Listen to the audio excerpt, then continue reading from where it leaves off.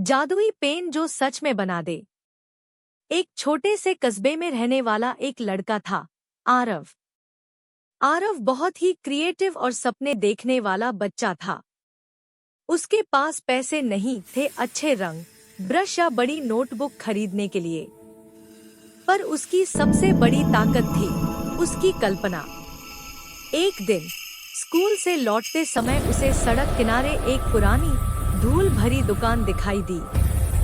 दरवाजे पर लिखा था, dreams wonders rare items for rare people. Aarav को अजीब सा खिंचाव महसूस हुआ। वह अंदर चला गया। अंदर एक बूढ़ा दुकानदार बैठा था, जिसकी आंखें किसी रहस्य की तरह चमक रही थी।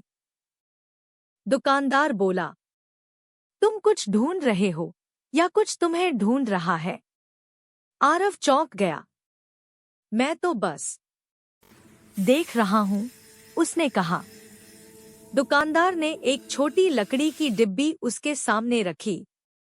यह पेन साधारण नहीं है, यह वही बनाता है जो तुम बनाना चाहते हो। लेकिन याद रखना, हर रचना की एक कीमत होती है। आरव ने हंसते हुए कहा, जादुई पेन? ये तो कहानियों में होता है। पर दुकानदार सिर्फ मुस्कराया। आरव ने पेन उठाया और उसी समय पेन हल्का सा चमका। उसके मन में उत्सुकता जग गई। उसने पेन खरीद लिया। घर जाकर वह सफेद कागज लाया और सोचा, चलो कुछ मजेदार बनाते हैं। उसने एक सेब बनाया। जैसे ही आखिरी लाइन पूरी हुई, कागज से चमक निकली और उसके सामने मेज पर एक असली लाल सेब रख हुआ था। आरव की आंखें फैल गईं। ये सच में असली है। फिर क्या था? उसने एक बिल्ली बनाई और असली बिल्ली म्याऊं करती उसके कमरे में कूद गई। उसने कॉमिक हीरो बनाया और कागज से एक छोटा सा चमकदार मिनी हीरो उड़कर बाहर आ गया।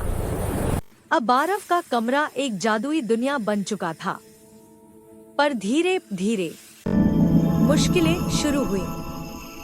एक दिन उसने स्कूल के धौंस जमाने वाले लड़के विक्रम से डरकर एक दैत्य जैसा डरावना जीव बना दिया, जो विक्रम को डराकर भागा दे। पर वह दैत्य काबू से बाहर हो गया। वह घरों को तोड़ने लगा, लोगों को डराने लगा। आरव को समझ आया, पेन की शक्ति जितनी बड़ी है, जिम्मेदारी उतनी ही ज्यादा। वह उसी पुरानी दुकान पर भागा, पर वहां दुकान गायब थी। अब उसे खुद ही समाधान ढूंढना था। उसने पेन उठाया और एक जादुई कैदखाना बनाया। एक चमकदार रोशनी वाला पिंजरा जो बुरे इरादों वाले जीवों को अपने आप खींच ले। जैसे ही उसने पिंजरा बनाया, रोशनी तेज हुई और दैत्य चीखता हुआ उसमें कैद हो गया। सब वापस